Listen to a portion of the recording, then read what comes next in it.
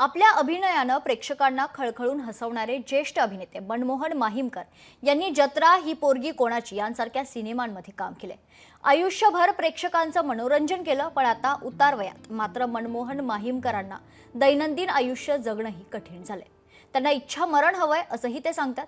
दररोजचं जेवण जेवायलाही त्यांच्याकडे पैसे नाही।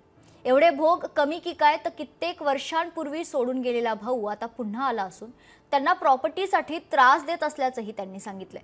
तर भावाची बायको त्यांच्यावर विनयभंगाचा गुन्हा दाखल करण्याची धमकी देत असल्याचं देखील त्यांनी म्हटलेलं आहे।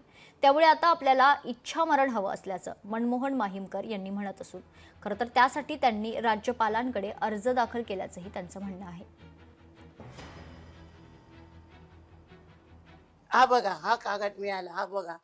तुला नाही, मला नाही, घर कुठल्या लागणार, तुला रस्त्यावर आणतो। हे बघा, आहे की नाही, खोटं बोलणार नाही। तुला मी रस्त्यावर आणतो, तुला मी नटसम्राट करतो, तो मला नटसम्राट करणार आहे।